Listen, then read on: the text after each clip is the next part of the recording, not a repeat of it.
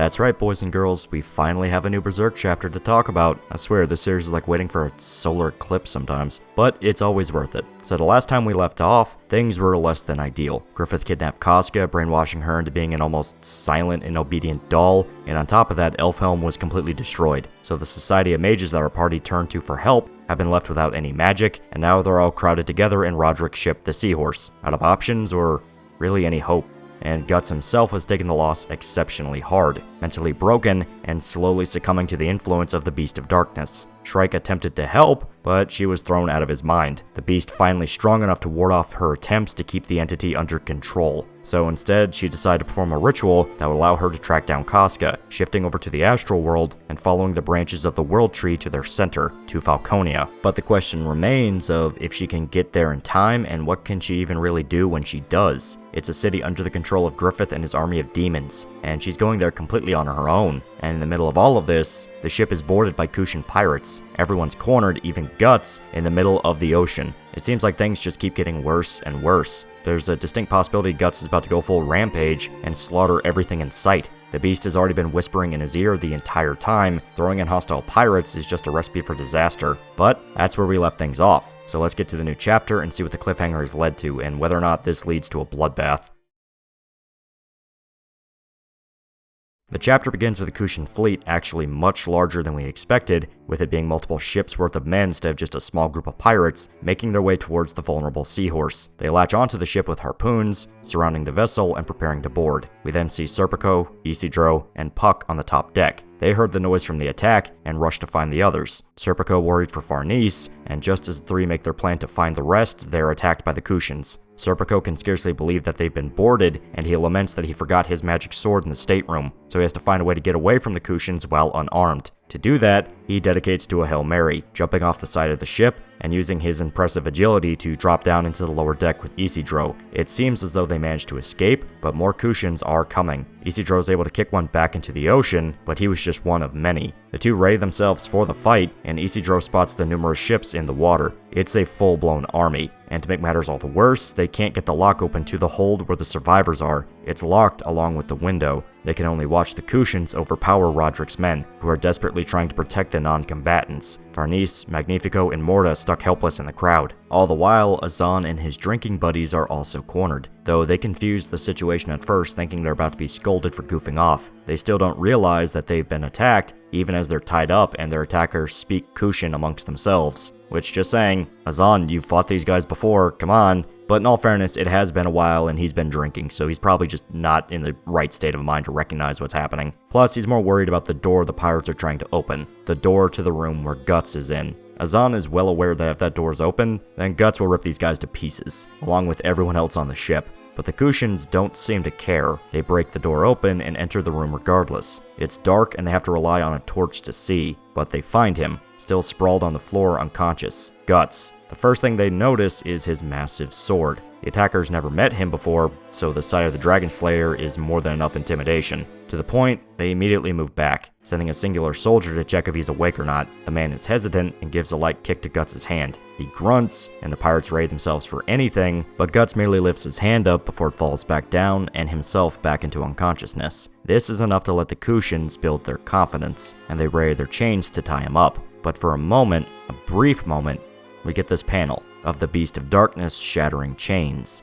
An obvious hint that Guts is probably not going to be quite as passive as they believe. There's a panel next to it of chains going taut, so it's possible for now he's been tied up, so at the moment he's not going full rampage. After this, we come back to the top deck. Roderick announces himself as the captain, and he demands that the Kushans do not harm any of the women or children on board, since every survivor's been brought up top and captured. Though noticeably, nobody's dead. That's right, we have not seen anyone actually die on screen, which is strange to say the least. We've seen before in Part 4 how violent Kushans can get towards their prisoners. They have no qualms about executing even women and children, so the fact that we've yet to see anybody dead, even Roderick's guards, is something to take note of. But the pirates are solely speaking Kushan, so any attempt at dialogue is dead in the water. Farnese and Evalira are trying their best to protect Shrike's physical body, but everyone's tied up and truly screwed. Roderick gives his attempt at a parley, which is when he realizes that he actually does recognize these soldiers. They are in fact Kushans. Magnifico panics at the realization, and they discuss amongst themselves just how this is possible. Reminder, The Seahorse wasn't anywhere near Midland when the end of the Kushan War happened. They have no idea about the death of Ganishka and the creation of Falconia. They just barely figured out about the merging of the realms when that happened, and it's because they were attacked by the sea god itself and ran into mermaids. So as far as they're aware, Midland has been completely conquered, and the Kushans have enough of a foothold to go after their neighbors. Magnifico once again panics, remembering the carnage at Vertinis, believing that the navy that was stationed there finally tracked them down for revenge. Roderick can't completely dismiss the idea, but something is bugging him. A navy this large would be able to kill the Seahorse in mere moments. If they intended to do it, they would have done it from the start. Why go so far as to board the ship and capture everyone instead of killing them? Magnifico begs the mages to use their magic, but they're useless. Since the destruction of the island, all of it's gone, vanished.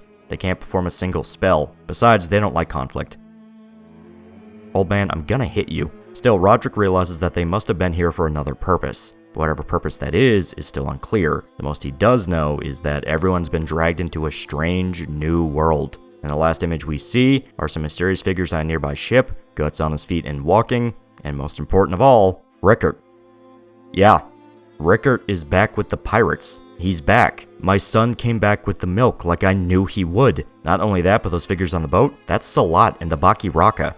They're back. After over 8 years since their last appearance, Rickert, Salat, and the Baki Raka have finally returned to the story, which brings up all sorts of information for this new chapter. We thought at first that the boarding of the Kushans was an oh shit moment, but it might have actually been a rescue mission. That's right guys, these might be here to help. It was already weird that they weren't killing anyone, but it was easy enough to assume that they wanted to capture slaves or something to that effect. But the appearance of the Baki Raka and Rickert is proof that this is a big mission. Especially with the large naval force they're using, they wouldn't use this much firepower for just a slave grab. And the Baki Raka are elite assassins, they wouldn't waste their time on it either. The only explanation is they already know who's on the ship, and they can't miss the chance to meet them. Reminder that mages can sense the energy and presence of other living beings. They can find people in a crowd, and a more powerful mage can only get more accurate. It was Shrike's entire plan to find Casca and Falconia. And remember who ran off with Salat and Rickert?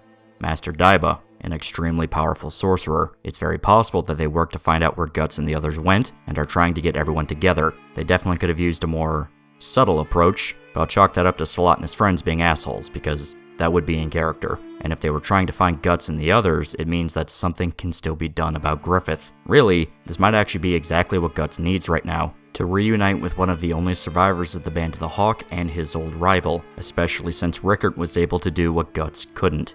He could physically harm Griffith. He smacked him in the face, something that Guts can only dream of, as his sword phased straight through the guy like water. Meeting with Rickert might be the key to killing Griffith and saving Casca. The question is if Guts is too far gone by this point or not, whether the Beast of Darkness has taken too strong a hold on him, and if he's gonna screw everything up. Because there is a legitimate possibility he might squander this chance, but we simply don't know what's going to happen. I definitely think that this isn't a coincidence. It wouldn't just stumble into the exact same ship Guts and the others were on by chance. Something pushed these people to meet, whether it was by fate or they intentionally looked for them, but this is a sign of the end game. This is one of the biggest moments of the story by far. It's all built up, in all honesty, but revealing Rickert and the Baki Raka after all this time isn't a small gesture. Things are about to start ramping up hard and fast. We're really not too far away from a final battle scenario. The question is whether Guts can get his shit together or not and lead the charge. We won't know until the next chapter, which is going to be a while out, as it's already confirmed we're not getting one come October. Which is fine. I'm not upset at all. Regardless, this is a good chapter, and definitely one that will be appreciated on reread once enough have released after it. What started off as a could things get any worse type moment has evolved into a much more positive event. This isn't an ambush, this very well could be the cavalry coming to the rescue. Whether or not it can play out in full, or if the Berserker armor has something to say about it, remains to be seen. But this might be the beginning to the party picking themselves back up and dusting themselves off. If Guts is able to get the inspiration he needs from seeing Rickert again, then we might see the big guy come back in full swing, ready to get downright impolite against the legions of hell once again. But that's all I have to say about this chapter. Also, supposedly, this is the beginning to the new arc. So say hello to the Eastern Exile arc. Until next time, please remember to like, comment, and subscribe. See you guys.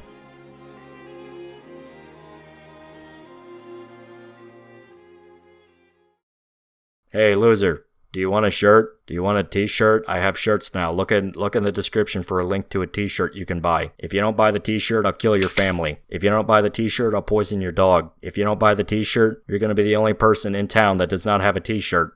Everyone's going to look at you funny. There's going to be social consequences to not having one of these t-shirts. I'm now making express threats of violence against you if you do not buy my t-shirt. I will call the police, tell them how you're not buying my shirt. They're going to plant crack in your house, and they're going to arrest you and then beat you up in a jail cell. Buy my shirt.